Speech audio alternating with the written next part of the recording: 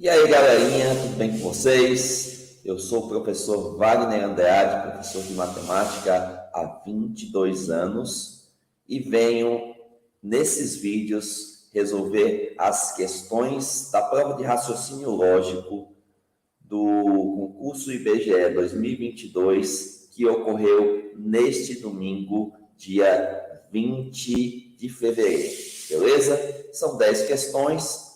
Em cada vídeo nós vamos ter a resolução de uma dessas questões, tá? Acompanha, gostou, deixa o likezão aí no vídeo, se inscreve no canal, compartilha com os amigos e ajuda aí o professor a divulgar o trabalho dele. Tudo bem? Bom, com relação às questões, a gente vai começar aqui pela primeira questão da prova de agente censitário, caderno A, tá bom? Questão 16. Fala assim, ó. Sabendo que o valor lógico da proposição simples P, Paulo colaborou na organização do posto de coleta, é verdadeira, e que o valor lógico da proposição simples Q, o agente censitário recepcionou os colaboradores do IBGE, é falso, então é correto afirmar que o valor lógico da proposição composta... Vamos lá. Lendo o enunciado, percebemos que nós temos duas proposições simples.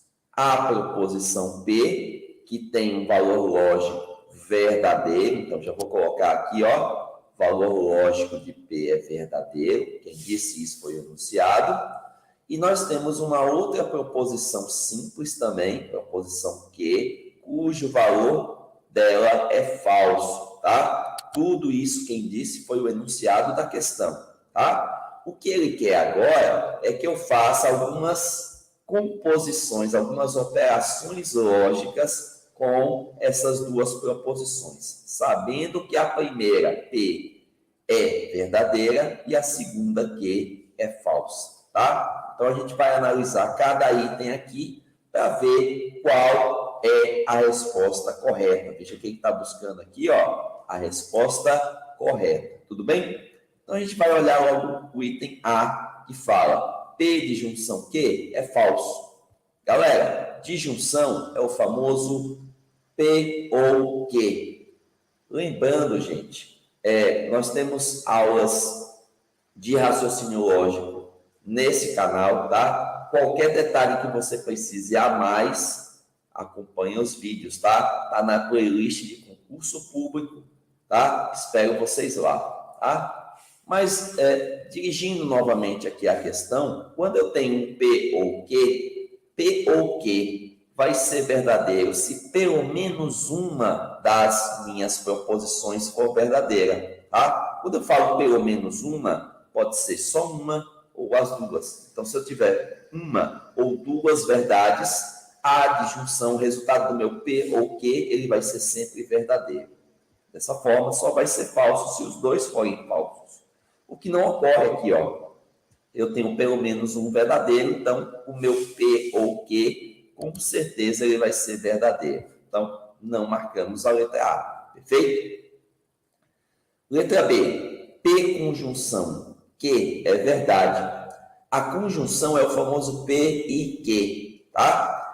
Vamos lembrar que o P e Q ele só vai ser verdade se as duas proposições fossem verdadeiras. O que não ocorre aqui, ó, só a proposição P ela é verdadeira. Para a conjunção, para o P e Q ser verdadeiro, seria necessário que as duas fossem verdadeiras, o que não ocorre, tá? Então, o P e Q, ou P conjunção Q, ele é falso. Como ele está dizendo aqui que é verdade, não vamos marcar a letra B, tá bom? Então, por enquanto, testamos a letra A, não deu certo. Testamos a letra B, também não deu certo. Então, agora é a vez de letra C. P condicional Q é falso. Galera, esse condicional é o famoso se então.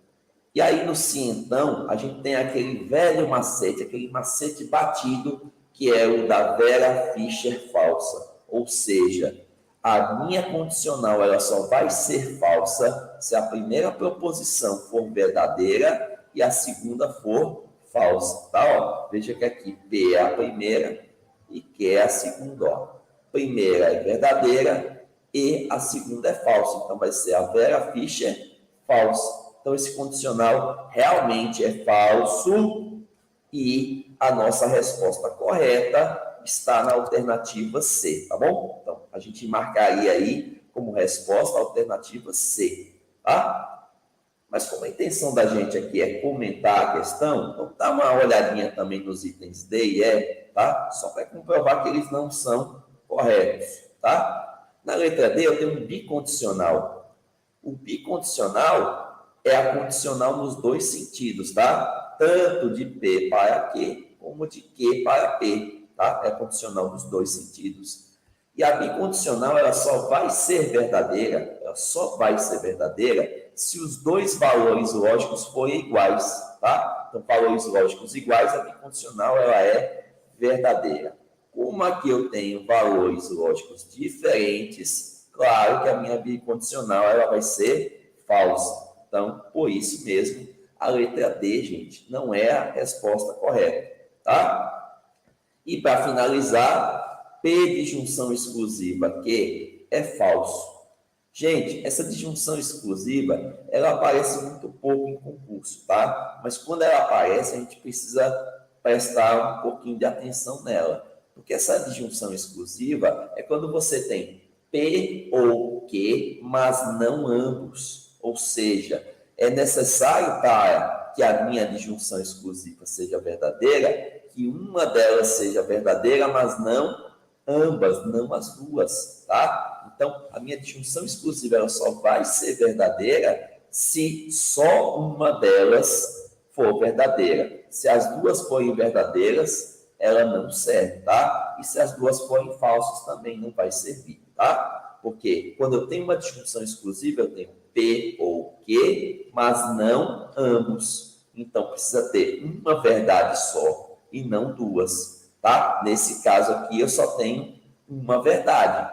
Então, claro que essa disjunção exclusiva ela seria verdadeira, tá bom? Beleza? Então, tá aí comentada a questão de número 16, cujo gabarito é a letra C, tá bom? Peço a ajuda de vocês com um like, com uma inscrição e compartilhe esse vídeo com os amigos de vocês, tá bom? Muito obrigado e até a questão 17. Valeu! E aí, galerinha, tudo bem com vocês? Questão 17 da prova IBGE, agente censitário, caderno A. E aí, gente, essa é uma questão clássica de provas de concurso na parte de raciocínio lógico, tá bom? Vamos dar uma lidinha aqui? Lembrando que peço seu like, se inscreve aí no canal e compartilhe o vídeo aí com os colegas para divulgar o nosso trabalho. Tudo bem? Questão 17. De acordo com a proposição lógica, a frase "o agente censitário não transcreveu o texto em planilha eletrônica" ou "o trabalho foi realizado com sucesso" é equivalente à frase? Vamos lá. Então, aqui nós temos uma disjunção, tá certo? Ó, o P ou o Q, tá? Essa primeira proposição, né? O agente censitário não transcreveu o texto em planilha eletrônica, uma proposição P, aí vem o ou, e aí o trabalho foi realizado com sucesso, é a nossa proposição Q. Nós buscamos uma equivalente dessa P ou Q. Nós procuramos uma equivalente dessa disjunção. Então, a gente vai lembrar que quando eu quero a equivalência de uma disjunção, eu tenho duas possibilidades, tá? Eu sempre vou ter duas possibilidades. E aí, por isso que essa questão, às vezes, ela confunde um pouco, porque você pode ter uma das possibilidades como resposta, jamais as duas. Até porque isso anularia a questão. Tudo bem? Então, vamos aqui. Equivalência da disjunção. Equivalência do P ou Q. Ó, você tem duas possibilidades. Você pode negar a primeira, mantendo a segunda, e troca o ou pelo sim, então. Ó, Você nega a primeira e mantém a segunda, trocando o ou pelo se então, tá? Essa seria a minha primeira possibilidade. Negar a primeira, trocar o ou pelo se então, mantendo a segunda. Então, se a gente pensasse dessa forma aí, né, ó, negar a primeira, trocar o ou pelo se então esse não aqui desapareceria, teríamos o agente censitário transcreveu o texto em planilha eletrônica, teríamos o trabalho foi realizado com sucesso, e nesse meio a gente colocaria o sim então, né? Dessa forma ficaria aqui, ó, se o agente censitário transcreveu o texto, então o trabalho foi realizado com sucesso, beleza? Ó, veja aqui, daqui para cá, ó, daqui, que foi a proposição que ele me deu, para cá, eu neguei a primeira, ou seja, eu tirei esse não aqui, troquei o ou pelo se, então, e mantive o valor da segunda. Ó, o trabalho foi realizado com sucesso.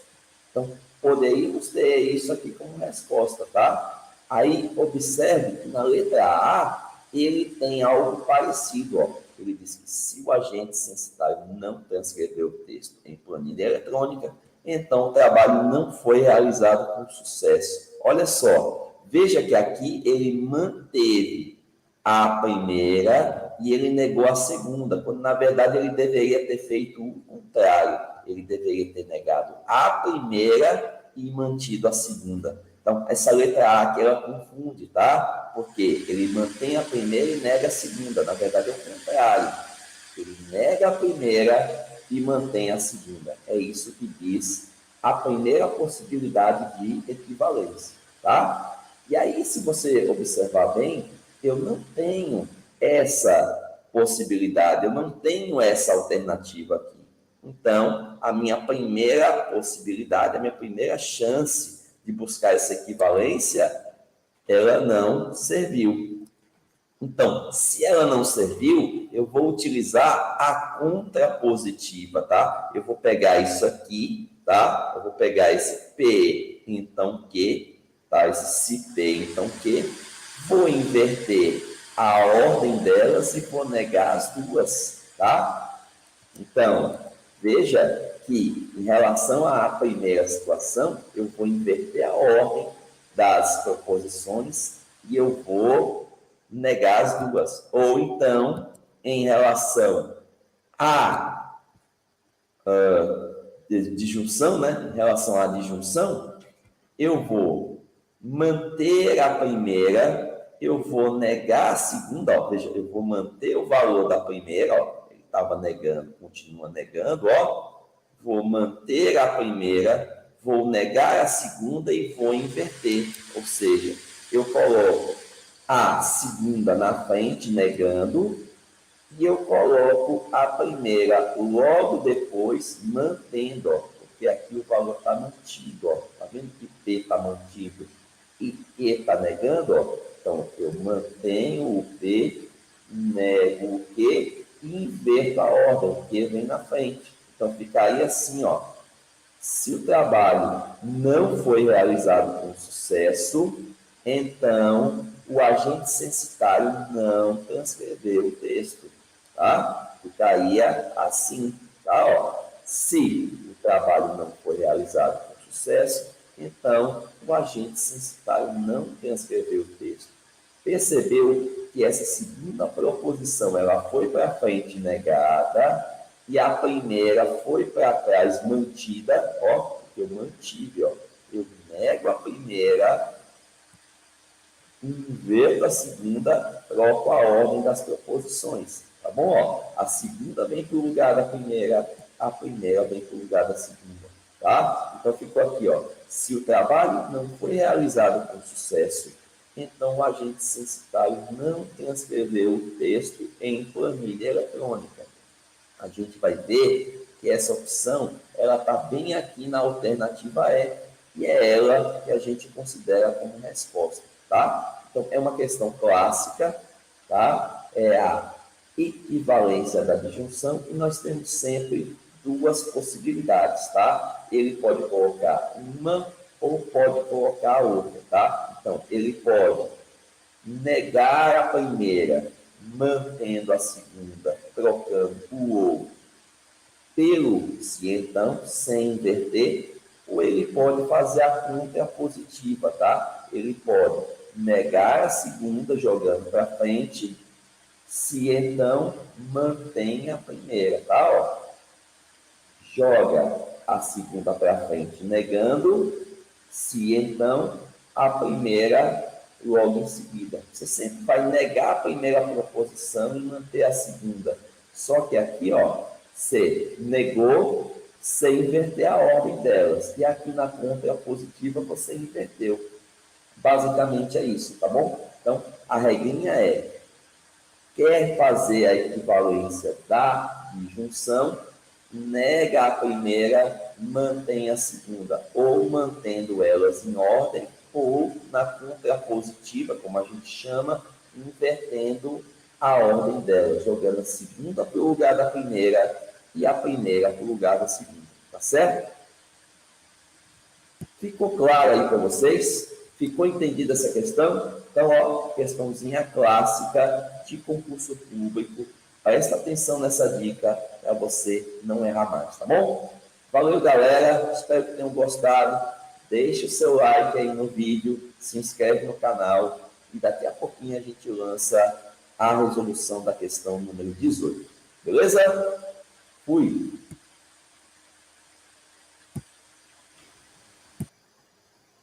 E aí, galerinha, tudo bem com vocês? Chegando a vez da questão número 18 da prova de raciocínio lógico do IBGE, cargo de agente censitário, caderno A, tá bom? Também é uma questão clássica de concurso, tá? Assim como a gente viu a questão 17, que trabalha a equivalência da disjunção, aqui na questão 18 a gente também tem uma questão bem frequente de provas de concurso público, tá? Vamos dar uma lidinha aqui, ó. Questão 18 fala assim, ó. Rosana inseriu os dados no sistema informatizado ou protocolou o documento em tempo hábil. De acordo com a equivalência de proposições compostas, a negação, ó, agora ele não quer mais uma equivalência, ele quer uma negação. A negação da frase pode ser descrita como... Então, veja que novamente eu tenho aqui uma disjunção, tá? Eu tenho um P ou Q, tá? Rosana inseriu os dados no sistema informatizado. Seria a minha proposição P. Protocolou o documento em tempo hábil. Seria a minha proposição Q. Então, eu tenho aqui um P ou Q, tá bom? E o meu objetivo aqui é encontrar a negação dessa frase, tá? E aí, quando a gente quer negar disjunção ou conjunção, em outras palavras, quando a gente quer negar o ou, quer negar o i, a gente tem duas leizinhas chamadas leis de Morgan, tá? Leis de Morgan são as leis da negação, tá bom? Inclusive, a gente tem vídeos aqui no canal que explicam essas leis de Morgan bem direitinho, tá bom? Querendo assistir, vai lá na playlist de concurso público que você vai encontrar os aulões de raciocínio lógico. Legal? Então, ó, nas leis de Morgan, a gente vai negar a disjunção, vai negar a conjunção, vai negar o ou, vai negar o i. Nesse caso específico, eu estou querendo negar a disjunção, estou querendo negar o ou, tá? Então, a gente vai fazer o seguinte, ó. Toda vez que eu quero negar o P ou o Q, eu nego as duas, troco o ou pelo I. Se por um acaso aqui eu quisesse negar o P e Q, eu negaria as duas, trocaria o I pelo ou, tá? Então, via de regra, se você quer negar, você nega as duas, se for ou, troca pelo i, se for i, troca pelo ou, tá bom? Então, nega as duas, troca o ou pelo i, ou o i pelo ou, tá bom? Dependendo do que você tem aí. Nesse caso, eu vou trocar o ou pelo i, negando as duas. Então, ó, Rosana não inseriu os dados e não protocolou o documento. Seria a minha resposta. Ó. Eu vou negar a primeira, vou negar a segunda e vou trocar o ou pelo i. Ó, Rosana não inseriu os dados, neguei, troquei o ou pelo i e neguei a segunda, ó, não protocolou o documento. Então, onde é que eu vou achar essa resposta aí? Rosana não inseriu os dados e não protocolou o documento em tempo hábil. Ó, está justamente aqui, gente, na alternativa A, ó. Você nega a primeira, troca o ou pelo i, nega a segunda. Está aqui, ó, muito fácil, questão muito clássica, muito frequente em provas da IBFC, tá bom? Então, uma rapidinha aqui, só para a gente ir aquecendo, tá? Gostou do vídeo? Deixa aquele like, se inscreve no canal, compartilha o vídeo aí com os amigos e daqui a pouquinho a gente coloca aí a resolução da questão 19, beleza? Eu fui! E aí, galerinha, tudo bem com vocês? Estamos hoje resolvendo as questões da prova de raciocínio lógico da prova do IBGE, né, que ocorreu domingo agora, né, dia 20, tá? E chegou a vez aí da questão 19, tá? Lembrando a todos que dá o like aí no vídeo, se inscreve no canal, divulga aí os vídeos para os amigos, tá? Ajuda esse professor aqui a divulgar o seu trabalho, tá certo? Dá essa moralzinha para a gente.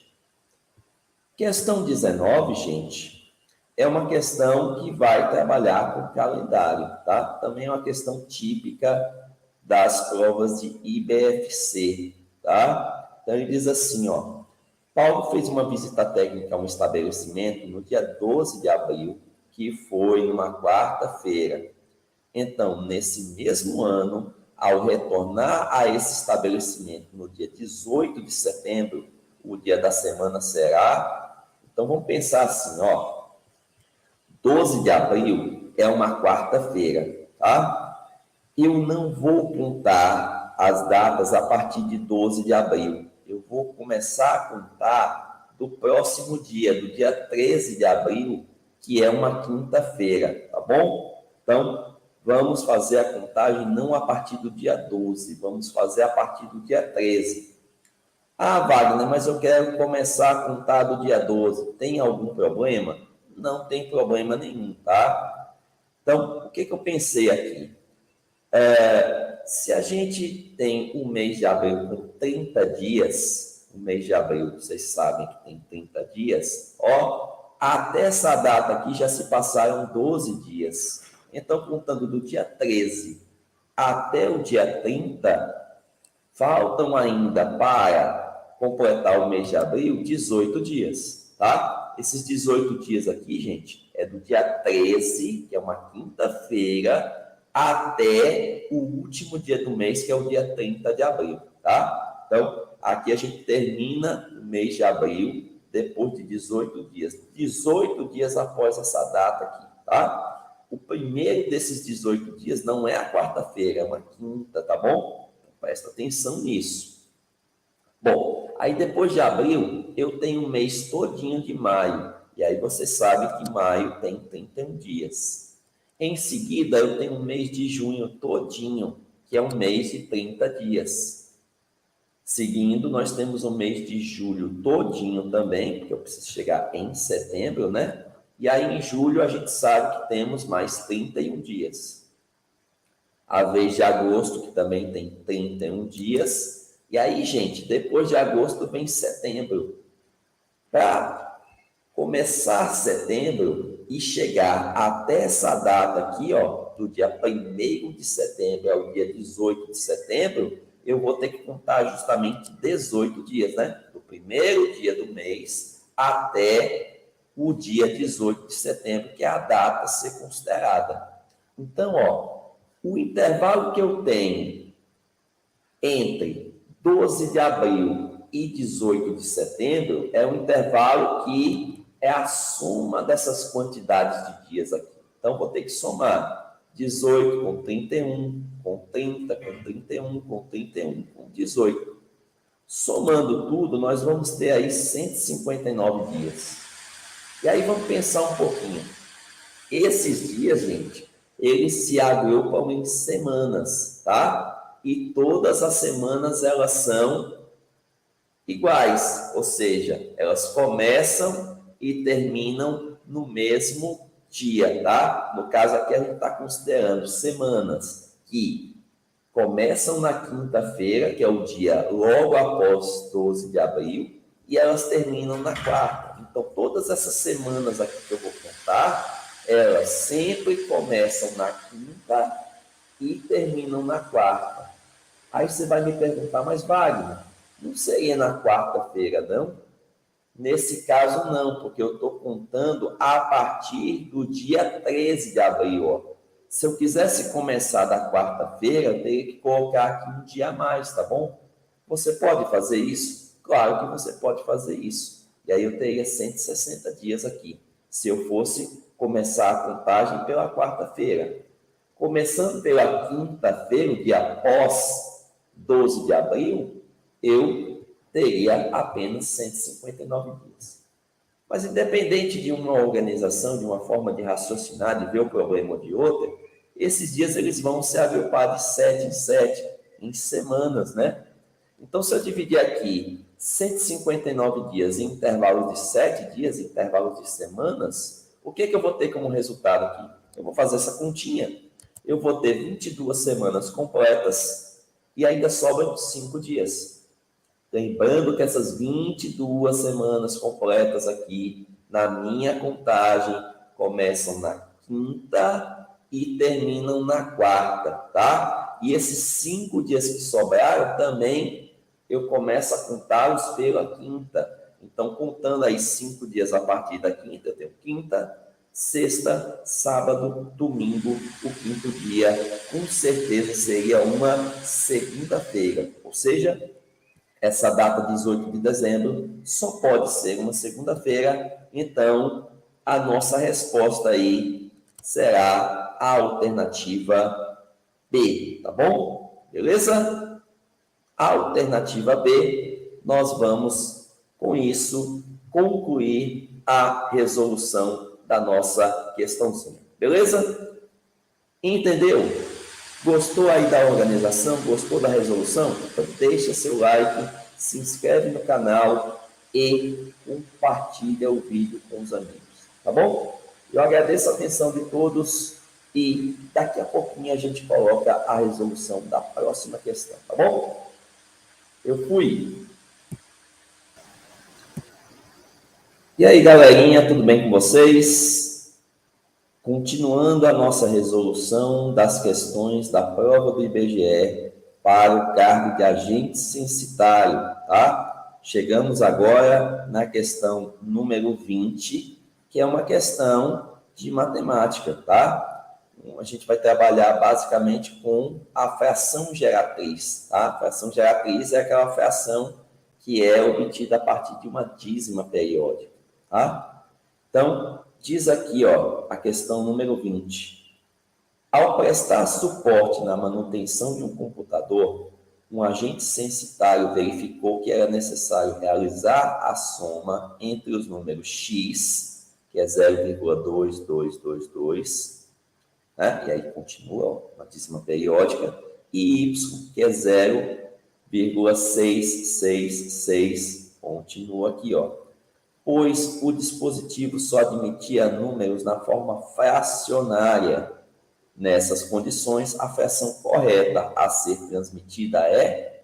Então, veja só, ele quer realizar a soma desses dois números, mas a resposta não pode estar na forma de dízima periódica, na forma decimal. Eu preciso fazer a soma e depois converter isso para a forma fracionária. Então, a gente poderia pensar de uma maneira bem simples aqui, tá? Eu tenho a soma desses dois números, né? Uma soma normal, eu vou somar aqui, ó, 222 com 666 vai ficar aqui, ó, 888. Então, na verdade, essa dízima aqui vai ficar 0,888888. Infinitos 8, tá? Então, nessa soma aqui, 0,22222 com 0,66666, eu vou ter como resultado 0,88888. Entretanto, a gente sabe que a resposta ela precisa ser dada na forma de uma fração, que a gente chama de fração geratriz, tá?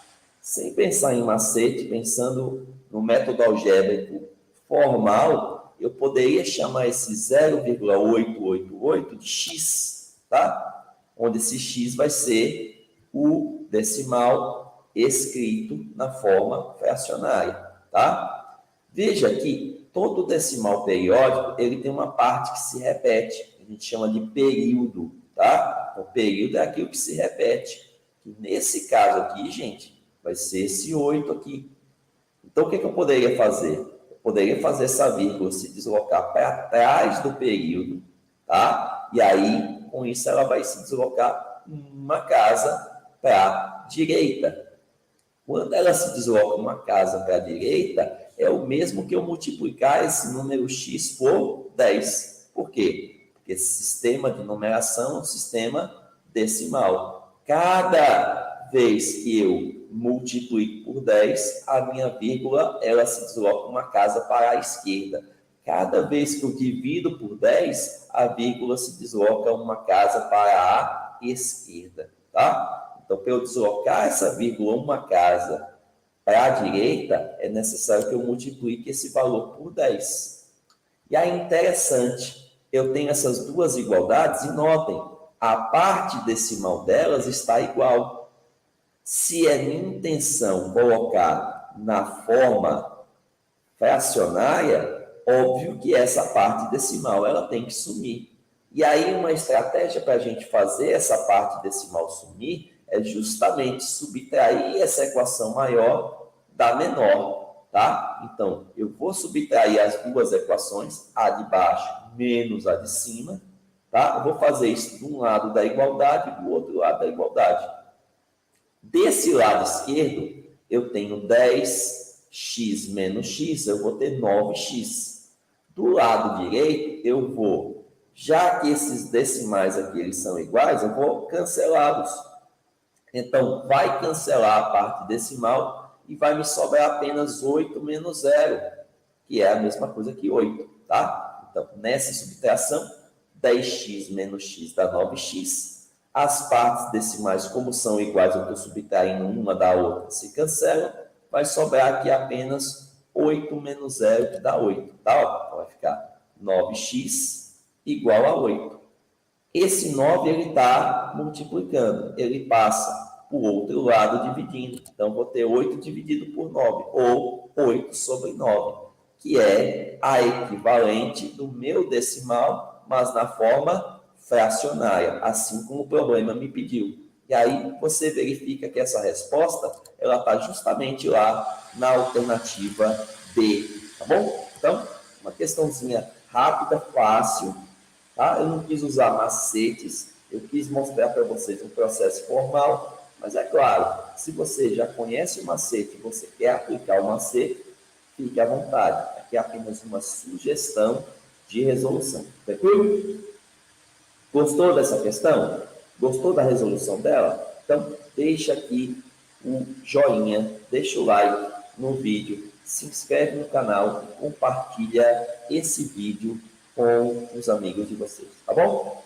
Eu agradeço a atenção mais uma vez. Daqui a pouquinho a gente coloca aí o vídeo da questão número 21. Beleza? Eu fui. E aí, galerinha, tudo bem com vocês? Resolução da prova de raciocínio lógico do concurso do IBGE para o cargo de agente censitário. Continuando aqui as nossas resoluções, desta vez a questão número 21, tá bom?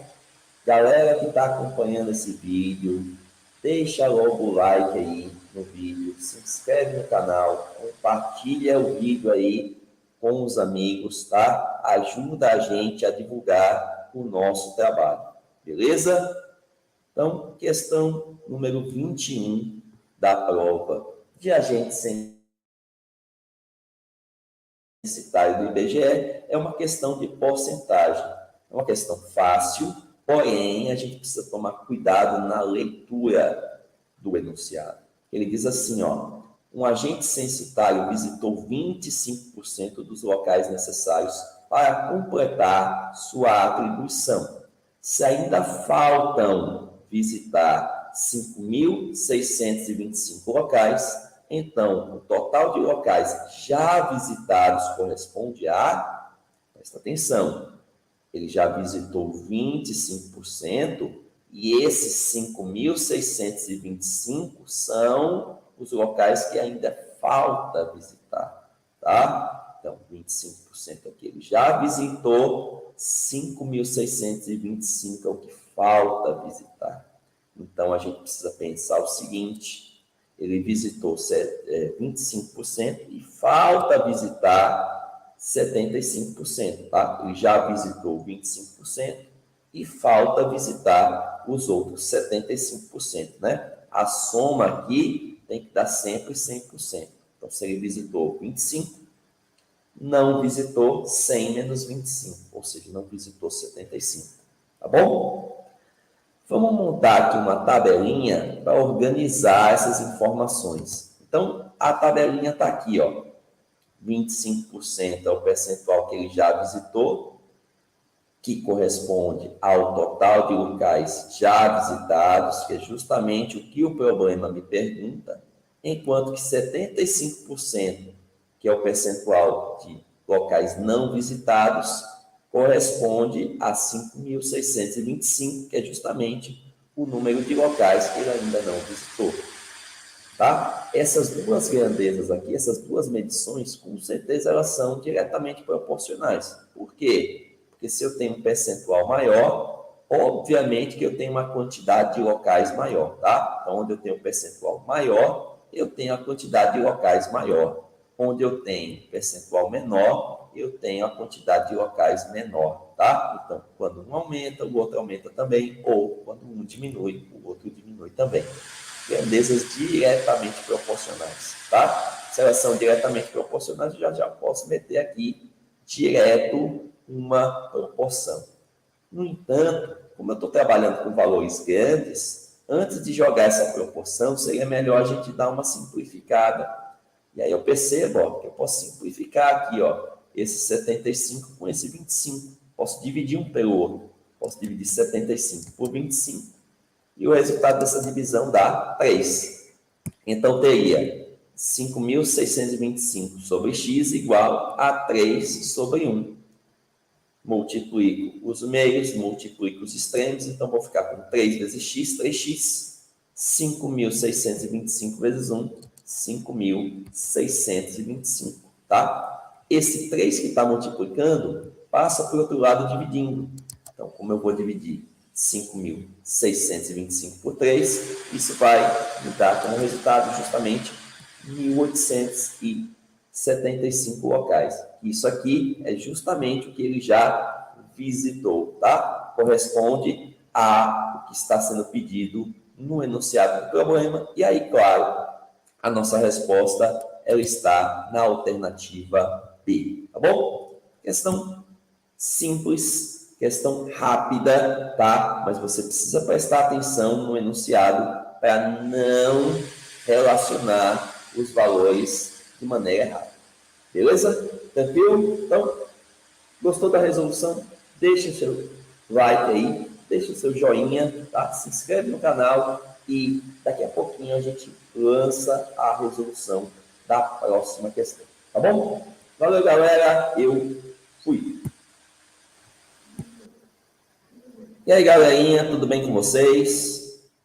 Vamos resolver mais uma questão da prova de raciocínio lógico do concurso IBGE para o cargo de agente censitário, tá bom? Chegamos agora na questão de número 22, novamente uma questão de porcentagens. E novamente eu digo para vocês, prestem muita atenção no enunciado para que não haja falhas, tá?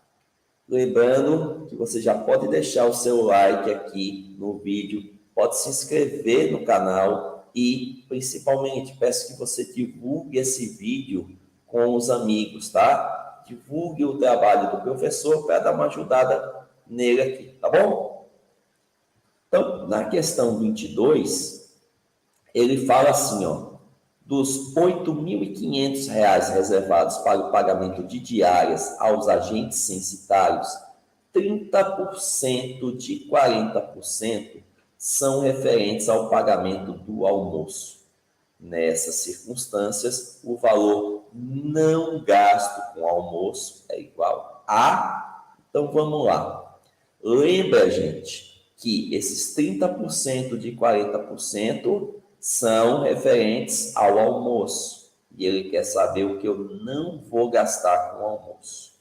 Tá? Outra coisa, para facilitar um pouco a vida da gente, eu posso transformar essas porcentagens aqui em números decimais, tá bom? Lembra que a porcentagem, ela é uma fração de denominador 100, ou seja, eu posso escrever esse número com duas casas decimais e um zero na frente, ele se transforma em forma decimal. Então, 30% seria 0,30, 40% seria 0,40, tá? Toda vez que eu estou dividindo por 100, para transformar em decimal, eu acrescento duas casas decimais, tá? Então, 30% é 0,30, 40% é 0,40.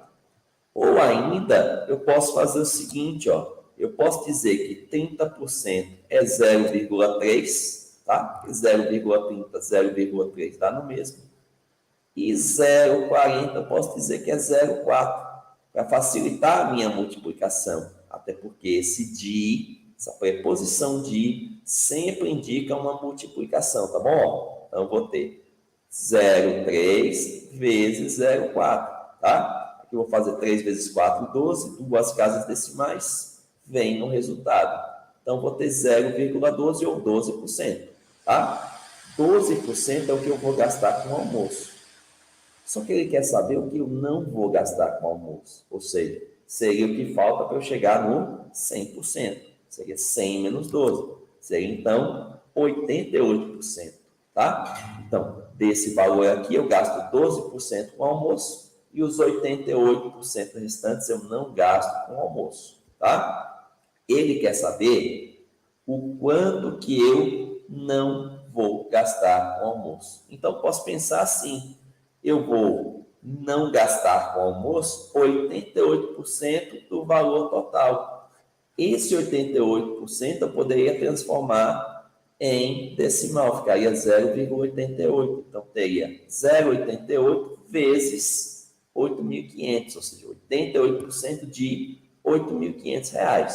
Tá? É possível também você fazer uma regra de 3, né? Colocar que esses 8.500 correspondem a 100% e que 88% corresponde a X. Como você achar melhor. Aqui eu busquei o caminho mais rápido, tá? Eu vou ter 88% desse valor não gasto com almoço, então vou ter 88% de R$ 8.500. Fez aqui, ó, esses dois zeros trocam essas duas casas decimais, tá? Ó, esses dois zeros aqui trocam essas duas casas decimais, seria a mesma coisa de você multiplicar 88 por 85, tá? Ó, dois zeros trocando duas casas decimais, ficaria 88 vezes 85, que resulta em R$ 7.480. R$ 7.480, justamente aqui, ó, a resposta que você vai encontrar na alternativa A, tá bom? Então, questãozinha rápida, fácil, simples, e eu espero que você tenha gostado, tá? Lembrando que você também poderia ter utilizado aí tranquilamente a resolução por regra de 3, tá bom? Assim como nós fizemos na resolução passada, tá? Fica a critério, fica a cargo de cada um de vocês escolher qual é a melhor estratégia. Lembrando, isso aqui é apenas uma sugestão, beleza? Gostou do vídeo? Deixe seu like, se inscreve no canal. Daqui a pouquinho a gente coloca aí a questão 23. Valeu, galera. Eu fui. E aí, galerinha, tudo bem com vocês? Chegando a vez da questão número 23 da prova do IBGE para o cargo de agente censitário, tá? Também uma questão fácil, porém uma questão que exige que você tenha uma leitura adequada do enunciado, tá bom? Vamos dar uma olhada aqui na questão. A questão de 23 fala assim, ó. Ao realizar o censo numa região, o agente verificou que percorreu em um dia a distância de 4,8 quilômetros e, no dia seguinte, percorreu 1,2 quilômetros a menos que o dia anterior, tá? Então, presta atenção que no dia seguinte ele não percorreu 1,2 quilômetros, e sim 1,2 quilômetros a menos que o dia anterior, tá bom?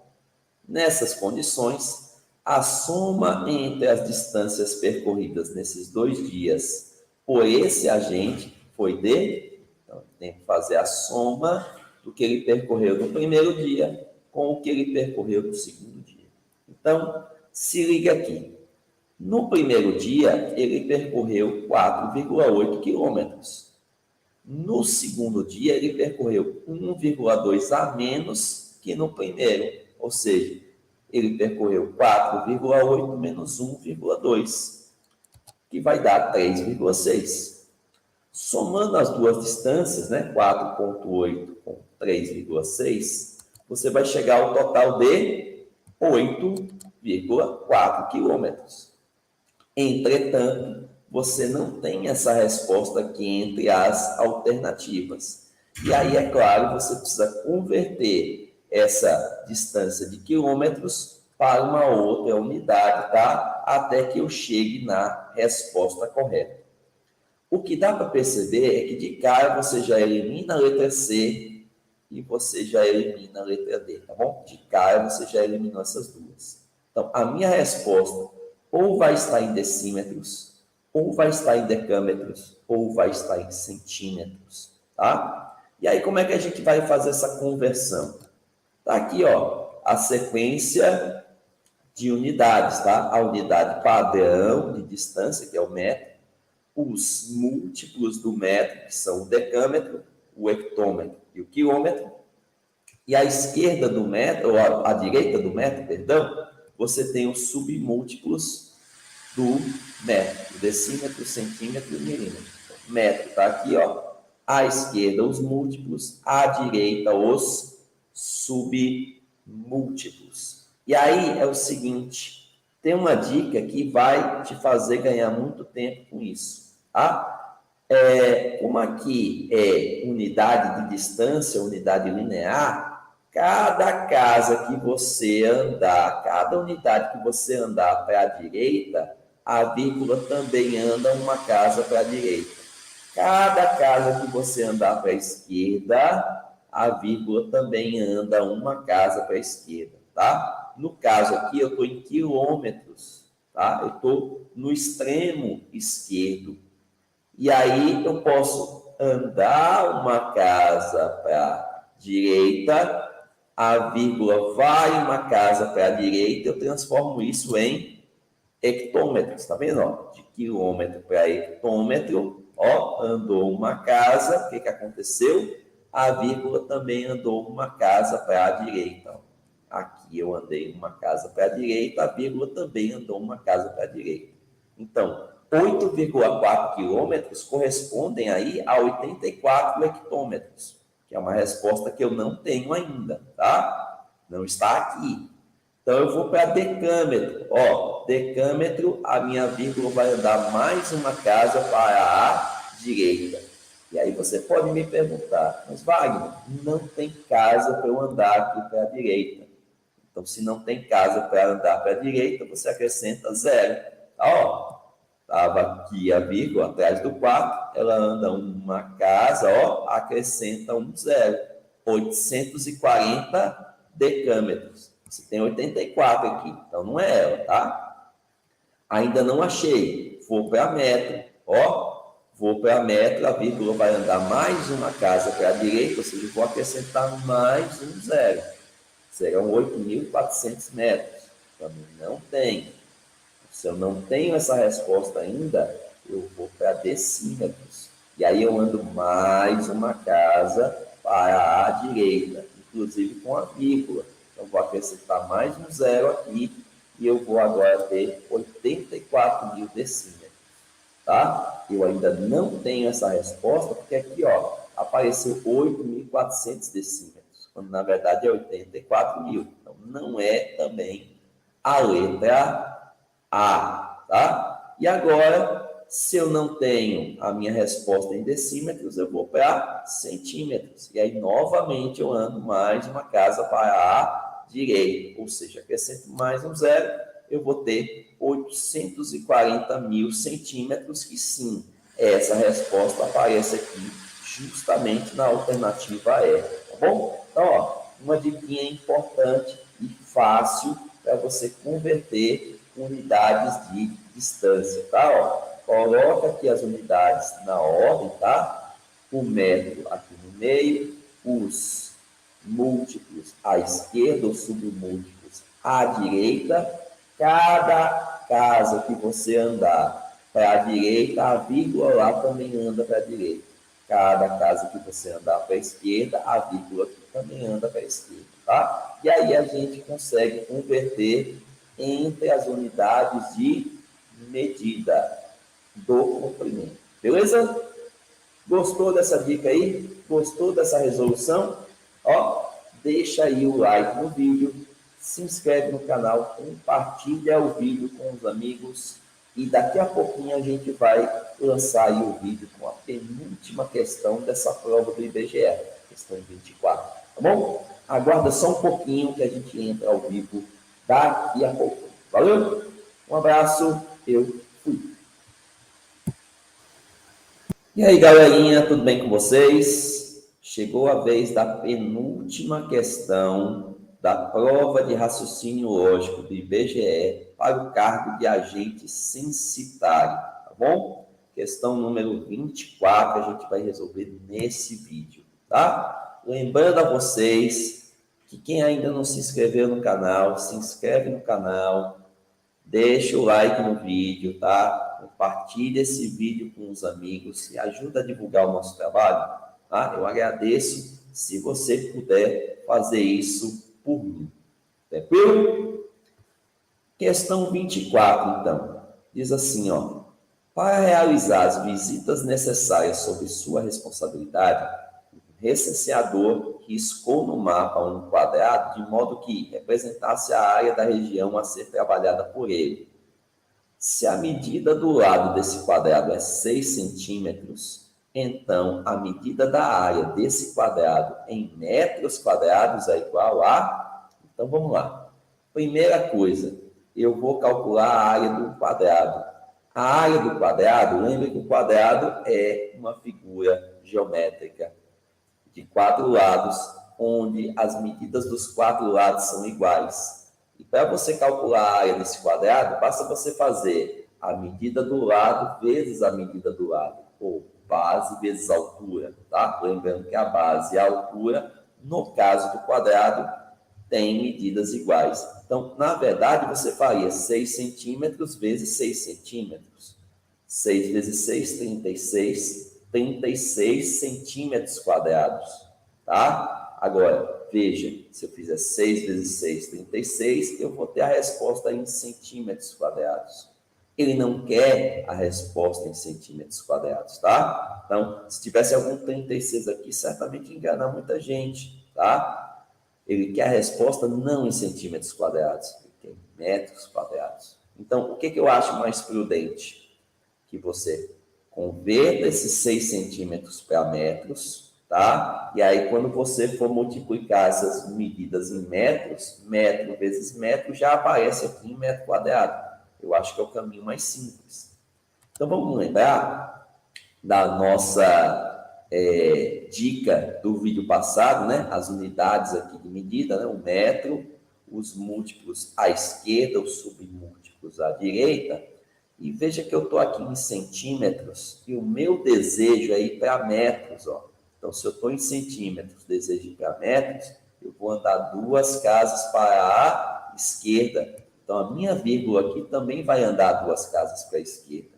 Logo, 6 centímetros vão ser 0,06 metros. Ó. A minha vírgula anda 2 casas para a esquerda, por quê?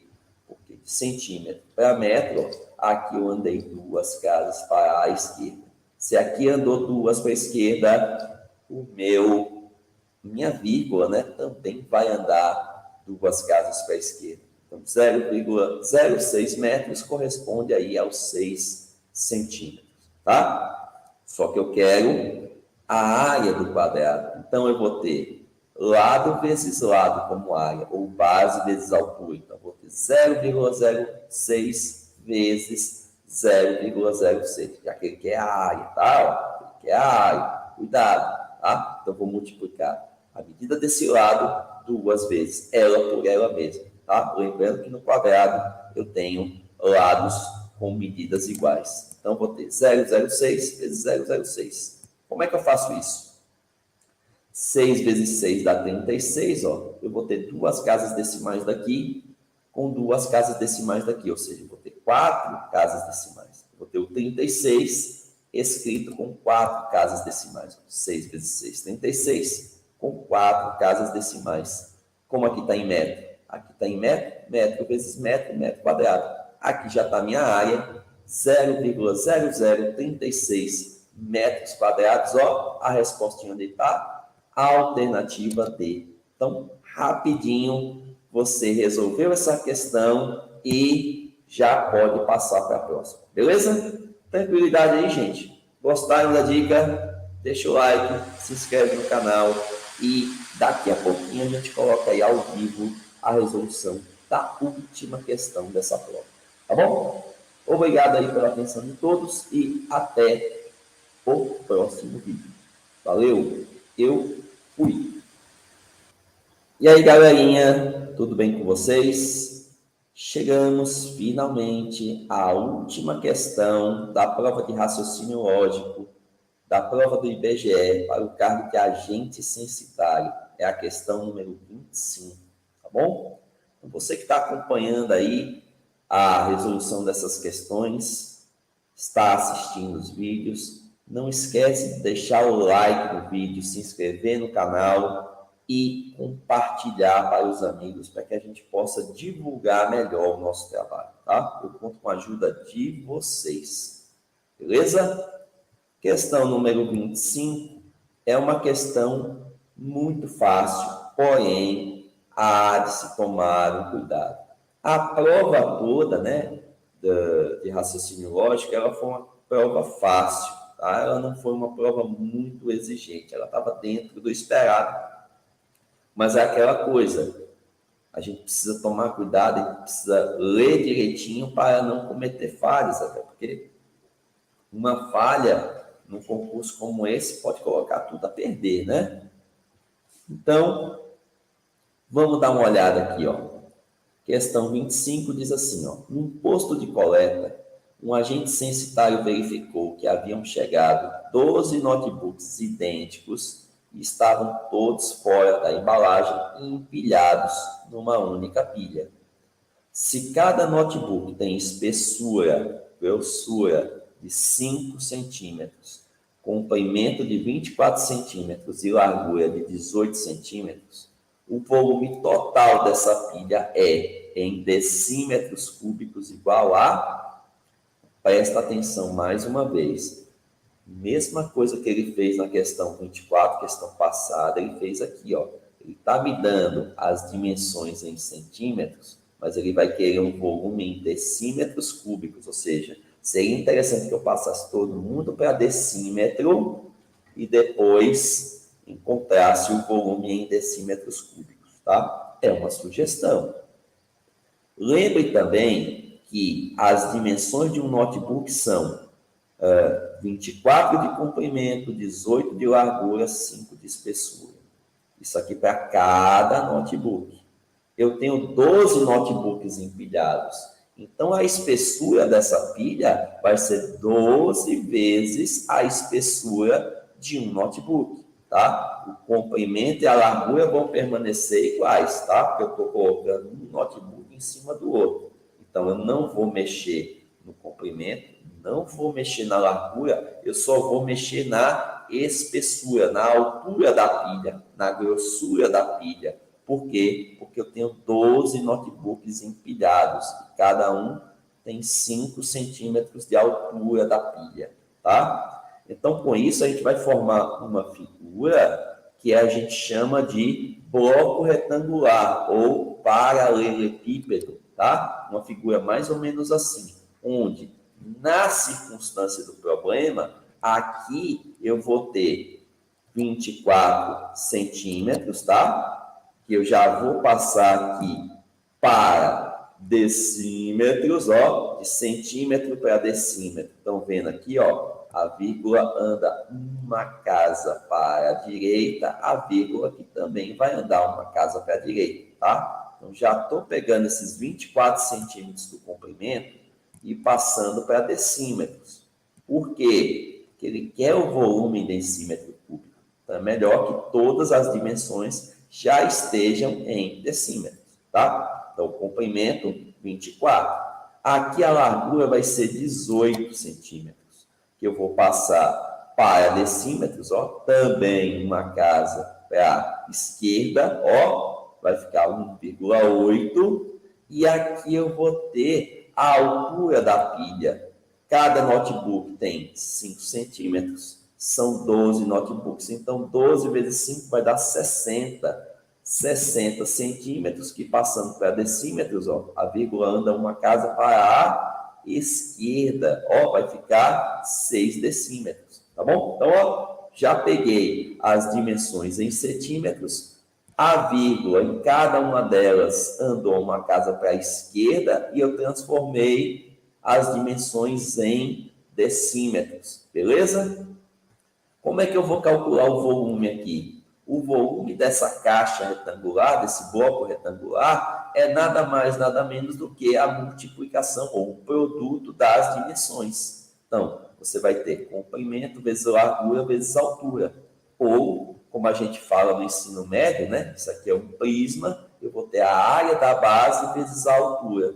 Lembrando que a base é um retângulo, então a área da base seria o produto das dimensões da base, tá? Então, via de regra, você vai multiplicar comprimento, largura e altura. Vai multiplicar 2,4, 1,8 e 6. Tá? 2,4, 1,8 e 6. Vai fazer a continha aqui, 24 vezes 18 vezes 6, e o resultado vai colocar com 2 casas decimais. Fazendo essa continha aqui, a gente vai chegar em 25,92, tá? Eu multiplico 24 por 18 e por 6, e o resultado vai ter uma mais uma, 2 casas decimais, tá? Como todas essas medidas aqui, ó, 2,4, 1,8 e o 6 já estavam em decímetros, decímetro vezes decímetro vezes decímetro, decímetro cúbico, ou decímetro ao cubo, tá? 25,92. Olha a nossa respostinha aqui, ó, na alternativa C, tá bom? Então, a questão fácil, tá? Na verdade, aí, 3 questões, as 3 últimas questões trabalhando com a conversão de unidades de medida. A primeira, a questão 24, com comprimento. A segunda, a questão 23, né, com comprimento, a questão 24 com área, e essa questão 25 aí com um volume, tá bom? Então, espero que tenham gostado da resolução das 10 questões aí da nossa prova do IBGE de raciocínio lógico para o cargo de agente censitário, tá? Continuem acompanhando o conteúdo do canal e fiquem à vontade para sugerir novas pautas para novos vídeos, tá bom? Aguardo a opinião de vocês, aguardo o contato de vocês. Muito obrigado pela atenção mais uma vez Eu vou ficando por aqui. Até a próxima. Valeu. Eu fui.